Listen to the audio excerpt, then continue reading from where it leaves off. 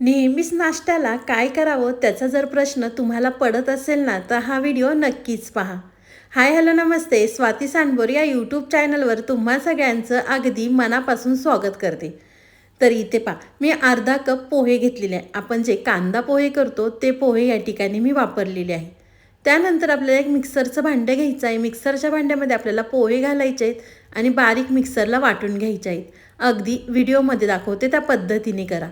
तर चला, पोह्याची पावडर एका साईडला ठेवून देऊया. इथे मी पसरट आकाराचं भांडं घेतलेलं आहे. त्यामध्ये आपल्याला 1 कप बेसन पीठ घालायचं आहे आणि थोडं थोडं पाणी घालून आपल्याला हे पीठ मिक्स करून घ्यायचं आहे. तोपर्यंत तुम्ही माझा व्हिडिओ इथपर्यंत पाहिलाच आहे आणि अजूनसुद्धा तुम्ही सबस्क्राईब केलं नसेल ना, तर प्लीज एक सबस्क्राईब नक्कीच करा. तर इथे पाहू शकता, मी थोडं थोडं पाणी घालून हे पीठ मिक्स करून घेते.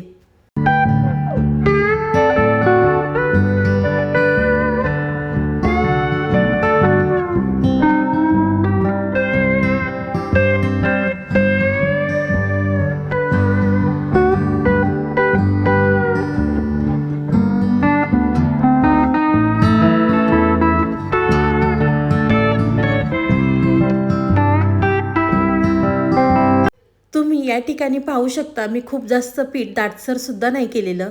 आपल्याला या ठिकाणी हे पीठ थोडंसं पातळ करायचं आहे. त्यानंतर आपण जी मिक्सरला पोह्याची पावडर तयार करून घेतली होती ती आपल्याला बेसन पिठामध्ये घालून व्यवस्थित मिक्स करून घ्यायची आहे. आज आपण 1 कप बेसन पीठ अर्धा कप पोह्यापासून भन्नाट अशी रेसिपी पाहणार आहोत. तुम्ही नाश्त्यासाठी किंवा मुलांच्या टिफिनसाठी करू शकता. तर इथे पाहू शकता तुम्ही, आपण बेसन पिठामध्ये पोहे घातले की हे थोडंसं घट्ट झालेलं आहे, म्हणजे पोहे यामध्ये अगदी व्यवस्थित भिजलेले आहेत.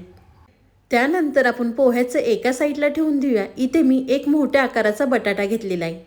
तुम्ही 1 बटाटा किंवा 2 बटाटेसुद्धा या ठिकाणी वापरू शकता. तर 1 बटाटा घेतल्यानंतर आपल्याला बटाट्याची साल काढून घ्यायची आहे. बटाट्याची साल काढल्यानंतर त्यानंतर आपल्याला बटाटा किसून घ्यायचा आहे. तुम्ही छोट्या किसणीचा किंवा मोठ्या किसणीचा या ठिकाणी वापर करू शकता. इथे मी छोट्या किसणीचा वापर केलेला आहे. तर या ठिकाणी मी सगळा 1 बटाटा किसून घेतलेला आहे. त्यानंतर आपल्याला 2 ते 3 पाण्याने हा बटाटा स्वच्छ धुवून घ्यायचा आहे. तर तुम्ही या ठिकाणी पाहू शकता, मी बटाटा स्वच्छ धुवून घेतलेला आहे. त्यामधलं सगळं पाणी काढून घेतलेलं आहे. बटाटा धुतल्यानंतर इथे मी एका साईडला कढई गरम करून घेतलेली आहे. कढईमध्ये आपल्याला गरजेनुसार तेल घालायचं. तोपर्यंत अजूनसुद्धा तुम्ही माझ्या व्हिडिओला लाईक केलं नसेल ना, तर प्लीज एक लाईक नक्कीच करा.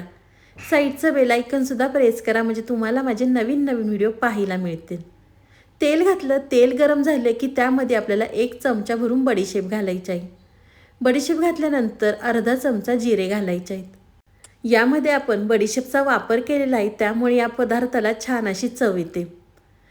बडीशेप जिरे घातल्यानंतर आपल्याला अर्धा चमचा ओवा हातावर चोळून घालायचा आहे. त्यानंतर 1 चमचा चिली फ्लेक्स. त्यानंतर आपल्याला 1 चमचा भरून पांढरे तीळ घालायचे आहेत. पांढरे तीळ घातल्यानंतर 1 चमचा आपल्याला मिरची पावडर घालायची आहे. पाव चमचा हळद घालायची. त्यानंतर छोटा 1 चमचा आपल्याला धना पावडर घालायची आहे. हे तेलावरती मसाले छान असे खमंग आपल्याला भाजून घ्यायचे आहेत.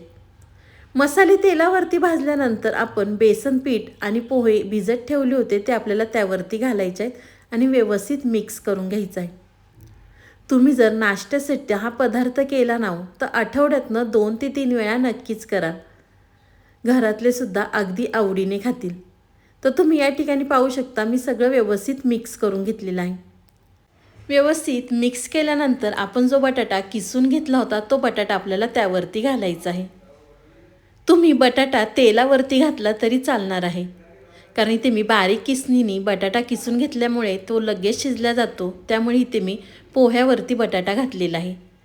त्यानंतर आपल्याला चवीनुसार मीठ घालायचं आहे आणि परत आपल्याला हे सगळं व्यवस्थित मिक्स करून घ्यायचं आहे. नेहमीच नाश्त्याला पोहे किंवा उपमा खाऊन आपण कंटाळतो. मग कधीतरी असा वेगळा पदार्थ केला ना, तर घरातले सुद्धा खुश होतील आणि एकदा नक्कीच करून पहा, अगदी चविष्ट हा पदार्थ तयार होतो. बटाटा घातला, व्यवस्थित मिक्स केलं की त्यावरती आपल्याला 5 मिनिटासाठी झाकण ठेवायचं आहे. तर तुम्ही या ठिकाणी पाहू शकता 5 मिनिटं झालेलं आहे आणि छान अशी त्याला वाफ बसलेली आहे. परत एकदा इथे मी मिक्स करून घेते. तुम्ही यामध्ये आपण जो बटाटा किसून घातलेला आहे, तुम्ही या ठिकाणी भोपळा किंवा गाजर कोणतीही भाजी या ठिकाणी तुम्ही वापरू शकता. तर झाकण काढलं. इथे मी परत एकदा मिक्स करून घेतलेलं आहे. तुम्ही ताट किंवा इथे मी चॉपिंग बोर्डचा वापर केलेला आहे. त्यावरती आपल्याला थोडंसं तेल लावायचं आहे आणि आपल्याला ते मिश्रण त्या चॉपिंग बोर्डवरती घालायचं आहे आणि छान असं आपल्याला हे एकसारखं थापून घ्यायचं आहे. अगदी व्हिडिओमध्ये दाखवते त्या पद्धतीने करा, म्हणजे तुमचीसुद्धा रेसिपी अगदी माझ्यासारखी होईल. तर आपल्याला या ठिकाणी खूप जास्त जाडसुद्धा नाही किंवा खूप जास्त पातळसुद्धा नाही, आपल्याला हे थापून घ्यायचं.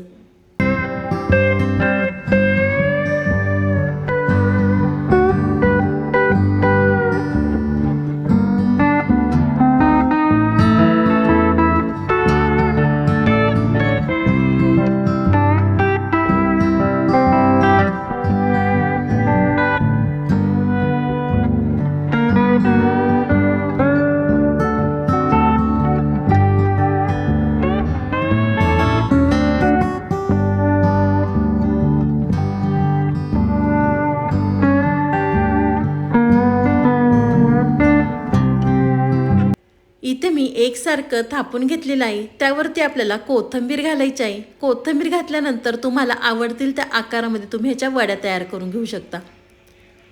आहे की नाही, आज आपण पोह्यापासून, बेसन पिठापासून आणि त्यामध्ये आपण जो बटाटा घातलेला आहे त्यामुळे आपला हा पदार्थ अगदी छान असा झालेला आहे. तुम्ही या वड्या फ्रीजमध्ये सुद्धा स्टोअर करून ठेवू शकता. अचानक जर पाहुणे आले आणि जर तुम्हाला काही सुचत नसेल तर तुम्ही ह्या वड्या पाहुण्यांसाठी अगदी तळून देऊ शकता. तर इथे पाहू शकता मी सगळ्या वड्या कट करून घेतलेल्या आहे. वड्या कट करून झाल्यानंतर इथे मी एक पसरट आकाराचं भांडं घेतलेलं आहे. त्यामध्ये आपल्याला अर्धा कप तांदळाचं पीठ घालायचं आहे. तुम्ही तांदळाच्या पिठाच्या ऐवजी कॉर्नफ्लॉवर वापरलं तरी या ठिकाणी चालणार आहे. त्यानंतर अर्धा कप आपल्याला गव्हाचं पीठ घालायचं आहे. गव्हाचं पीठ घातल्यानंतर चवीनुसार मीठ, 1 चमचा आपल्याला या ठिकाणी चिली फ्लेक्स घालायचा आहे.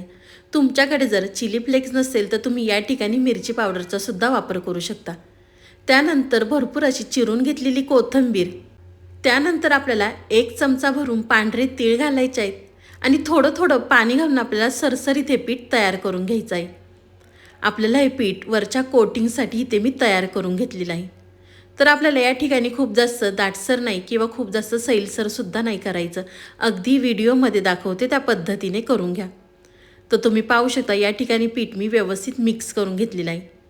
त्यानंतर आपल्याला एक एक वडी त्यामध्ये घालून चमच्यानीच ह्या वड्या आपल्याला वरती काढून घ्यायच्या आहेत. त्यानंतर इथे मी एका साईडला तेल गरम करून घेतलेलं आहे. तेल गरम झाल्यानंतर आपल्याला एक एक वड्या ह्या चमच्यानी तेलामध्ये सोडायच्या आहेत आणि दोन्ही साईडने आपल्याला मस्त ह्या वड्या क्रिस्पी तळून घ्यायच्या आहेत.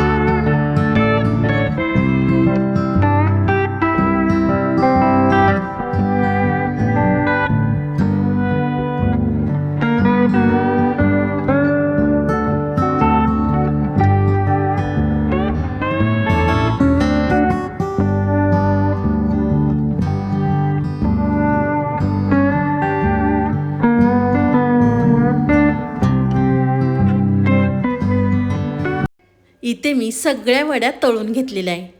तुम्ही टोमॅटो केचप संग किंवा मेयोनीज संग खाऊ शकता किंवा कोणत्याही हिरव्या चटणी संग या वड्या खरंच खूप सुंदर लागतात.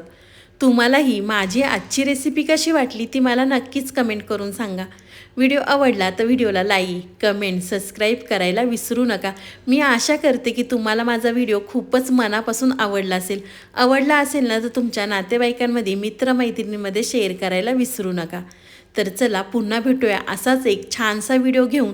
तोपर्यंत बाय.